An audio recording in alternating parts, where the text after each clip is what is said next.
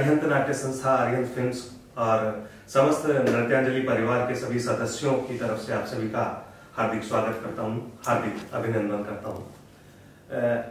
हम लोगों ने एक शुरुआत करी है, भारत से बाहर के भी प्रतिभागी हम लोगों ने इस आयोजन में जोड़े हैं, जिसका नाम नृत्यांजलि है। और नृत्यांजलि जो है वो हमारे आचार्य भगवान संत शिरोमणि गुरुदेव विद्यासागर जी महाराज जी के जन्म उत्सव के उपलक्ष्य में हम लोगों ने इस आयोजन को रखा है। उनका जो जन्म दिवस था, अभी 75वां जन्म दिवस उनका था। वो कर्नाटक से बिलोंग करते हैं और बचपन में ही उन्होंने दीक्षा ले ली थी और इस समय काल के जैन समाज के लिए वर्तमान के वर्धमान यानी कि साक्षात भगवान स्वरूप वो जैन समाज के लिए हैं। तो हम सभी लोग चाहते थे कि इस वर्ष आचार्य भगवान का जन्म दिवस हम बड़ी धूमधाम से मनाएं और देश में ही नहीं विदेश में भी आयोजन होना चाहिए इसका। उस उपलक्ष्य में नृत्यांजलि की शुरुआत करी। देश और विदेश से लगभग 500 प्रतिभागी हमारे इस आयोजन से जुड़े, जिसमें कुछ एक प्रतिभागी बाहर के भी हैं। लगभग 3 से 3.25 मिनट का हर एक परफॉर्मेंस आपको यहाँ पर देखने को मिलेगा और जिसमें कुछ एक पैरामीटर हम लोगों ने प्रतिभागियों के लिए रखे हैं, जिसमें ऑल ओवर परफॉर्मेंस काउंट की जाएगी। एक्सप्रेशन, बॉडी लैंग्वेज, उनका कॉस्ट्यूम, उनका सेट डिजाइन और उनका एनर्जी लेवल, ये सारी चीजें इस प्रतियोगिता में काउंट की जाएगी और उसी के आधार पर जजमेंट किया जाएगा। आप तीनों से मेरा निवेदन है कि जब आज आप जजमेंट करें तो जजमेंट शीट जो है वो आप अपने साथ में ही लेकर जाएं, क्योंकि मैं पेशे से एक कलाकार हूं और आज हमारे सामने जो 400-500 प्रस्तुतियां हैं, ये भले ही पेशे से कलाकार ना हो, लेकिन इनके अंदर अगर इन्होंने परफॉर्मेंस किया इतनी खूबसूरती के साथ में, तो दिल शायद ये भी कलाकार का रखते हैं। तो आप सब लोग भी इनके दिल की बात पहुंच सकती है आप तक, क्योंकि आप भी बहुत बड़े कलाकार हैं। मैम का नाम है बबीता मदान जी, जो कि इन्होंने अपनी पूरी जिंदगी एक्टिंग फील्ड में निकाल दी। पूरी जिंदगी इन्होंने थिएटर को अपनी समर्पित कर दी और अभी प्रेजेंट टाइम में हाल ही में अभी जवाहर कला केंद्र जयपुर में, जो कि हम सबका एक कल्चरल का हब है, बहुत बड़ा नाम है जवाहर कला केंद्र का। वहां पे प्रोग्रामिंग डायरेक्टर है, कार्यक्रम मैनेजर है वहां पर, और टीवी एंड फिल्म इंडस्ट्री से मैम जुड़ी हुई है। बहुत सारे टीवी सीरियल के हैं, बहुत सारे फिल्में की हैं। आप इन्हें किसी भी सीरियल में देख सकते हैं। अब बबीता मदान सर्च करेंगे तो हो सकता है इनके वीडियोस भी आपको वहां पर मिल जाए। नृत्यांजलि 2020 जो आपने ये इस कोविड-19 के दौरान ये कंपटीशन रखा, ये बहुत ही एक मतलब उन लोगों के लिए बहुत क्रिएटिव है जो घर में बैठे रहे, या अभी स्कूल की एजुकेशन भी नहीं चल रही थी, ऑनलाइन पढ़ाई हो रही थी, और आपने जो एज ग्रुप्स इसमें डिवाइड किए हैं तो उनको कुछ करने को, नया करने को मिला, एक नया थॉट आपने उनको दिया। हमेशा तो ऐसा होता रहा होगा कि मंदिर में आते थे और परफॉर्म करते थे और उसमें उन सब लोगों को मौका नहीं मिल पाता था। ये इतना बड़ा प्लेटफॉर्म हो गया कि 400-500 लोग परफॉर्म कर रहे हैं और आचार्य जी के जन्मदिन की शुभकामनाएं दे रहे हैं, बधाई दे रहे हैं। तो ये एक बहुत बड़ा प्लेटफॉर्म है और इसको आपने कोविड-19 को एक पॉजिटिव तरीके से यूज करते हुए और उसको प्रेजेंट करवाया लोगों को, और लोगों की क्रिएटिविटी को। आपने कहा जैसे आप कलाकार हैं और वो सब भी कलाकार हैं, हम कहीं ना कहीं कलाकार होते ही हैं, लेकिन उसको एक मंच नहीं मिल पाता और आपने ये मंच दिया उनको। तो आपको बहुत सारी, ढेर सारी बधाइयां इसके लिए और सभी प्रतिभागियों को शुभकामनाएं। फर्स्ट आना, सेकंड आना, ये सब बाद की बातें, पहले एक बार स्टेज पे आना सबसे बड़ी बहुत अच्छी बात। इनका नाम अनीता प्रधान जी है और जैसा बबीता मैम ने अपनी पूरी जिंदगी थिएटर को समर्पित की है, उसी तरह से अनीता मैम ने भी अपनी पूरी जिंदगी थिएटर को समर्पित की है। अनीता मैम का पूरा परिवार थिएटर में है, सर भी थिएटर से जुड़े हुए हैं और बच्चे भी सब लोग थिएटर से जुड़े हुए हैं और बहुत सारी टीवी सीरियल्स, बहुत सारे फिल्में मैम ने की हैं। जयपुर दूरदर्शन पे सालों उनका एक सीरियल आता था, कौन सा मैम? कल्याणी, जो 7 नेशनल अवार्ड इसमें हमने जीते। राजस्थान ने 7 नेशनल अवार्ड उस सीरियल ने जीते हैं और मतलब मैं अपने बचपन में वो सीरियल देखा करता था।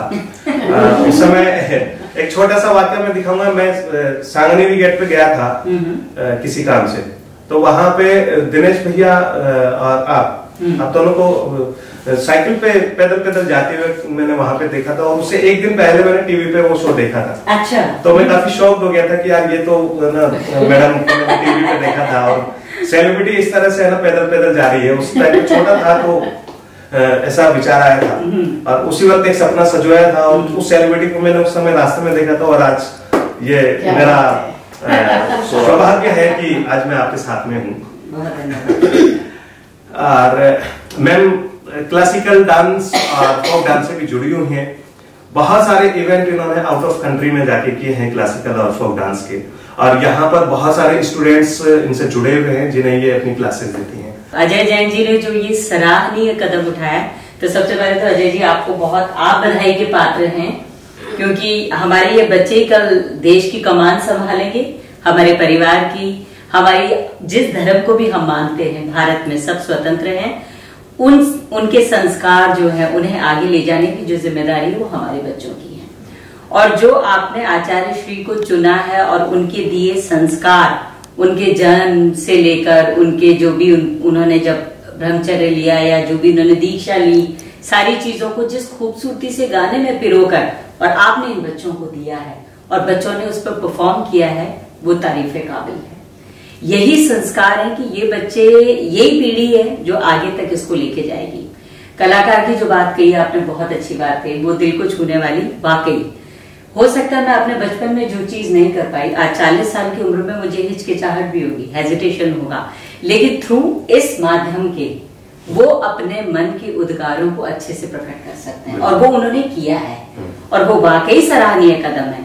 तो भाई आप लोगों से भी, सभी जिन भी प्रतियोगियों ने इस पर पार्टिसिपेट किया है, आप सबको बहुत बहुत शुभकामनाएं, बहुत बधाइयां, और खुलकर आइए। अपने मन के जो उद्गार हैं आपके आचार्य श्री के प्रति, आपके धर्म के प्रति, जैन धर्म के प्रति, भारत देश के प्रति, जो उनके संस्कार हैं, जो उनके उपदेश हैं कि स्वदेशी अपनाइए, भारत को भारत कहिए। वाकई आप किसी भी धर्म को मानने वाले हो, लेकिन जो उपदेश होते हैं बड़े लोगों के, ज्ञानियों के, संतों के, वो हमेशा हमें अपने जीवन में उतारने चाहिए। और अगर वो गीत संगीत के माध्यम से हो तो मेरे को लगता है उसका असर जल्दी होता है और दुगना होता है, चाहे वो बच्चे हो या बूढ़े हो। बिल्कुल सही बात। तो बस आप लोगों को ऑल द बेस्ट, बहुत बहुत शुभकामनाएं। अजय जी को, उनकी पूरी टीम को शुभकामनाएं। इसी तरह आगे बढ़ते रहें और बच्चों में संस्कारों के बीज बोते रहें। धन्यवाद। अंजुम नाग मैम भी थिएटर जगत से जुड़ी हुई हैं, इन्होंने भी अपनी पूरी जिंदगी थिएटर को समर्पित की हुई है। आप सभी लोगों ने एक सीरियल देखा होगा, आप शायद, मेरा तो बचपन था, और आप बहुत सारे बच्चे तो उस समय पैदा भी नहीं हुए थे, जन्म भी नहीं हुआ था। एक टीपू सुल्तान बहुत फेमस शो हुआ करता था हमारे उस गुजरे जमाने के समय में, और टीपू सुल्तान सीरियल में अंजुम नाग मैम ने अभिनय किया है, और बहुत सारे एपिसोड भी इन्होंने उसमें किए थे। अंजुम नाग मैम का भी एक इंस्टीट्यूट चलता है जिसमें बहुत सारे बच्चे इनसे डांस की क्लासेस लेते हैं, और अभी प्रेजेंट में मैम सांघी पब्लिक स्कूल में डांस की टीचर हैं, और काफी टीवी सीरियल और फिल्म भी कर चुकी हैं मैम। वैसे तो मैं क्या बोलूं, मेरी दोनों सहयोगी ने बहुत कुछ बोल दिया है, लेकिन चूंकि मुझे भी बोलना है इसलिए मैं बोलूंगी। आपका ये जो प्रयास है बहुत ही सराहनीय है, और इसमें मेरे को सबसे अच्छी बात ये लगी है जो आपने 19 साल से 45 साल की एज का जो 18 साल से 45 साल का जो आपने क्राइटेरिया रखा है वो ज्यादा इम्पोर्टेंट है। बच्चे तो देखिए करते ही हैं और करेंगे ही, क्योंकि उन्हें करना है, उनका भविष्य है। लेकिन जो लेडीज गृहिणियां हैं जो कुछ नहीं कर पाती है, कोविड-19 के तहत, मतलब इस समय अच्छा भी है और बुरा भी है, संकट का भी समय है, लेकिन उन्हें कुछ करने का मौका मिला है। उनके मन में जो अच्छी बातें जागी है कि कुछ करके हम दिखाएं, तो उन्हें ये मौका मिला है, ये उनके लिए बहुत ही खुशी की बात है। इससे उनका परिवार भी बहुत खुश है, और उनके अंदर की जो दबी हुई भावनाएं थी वो सब जागृत हुई। तो ये आपका प्रयास बहुत ही सराहनीय है, और इसके लिए मैं आपको धन्यवाद देती हूँ। अब मैं आप तीनों से निवेदन करता हूं कि आज की जो प्रक्रिया है वो शुरू की जाए। जय जय जय जय।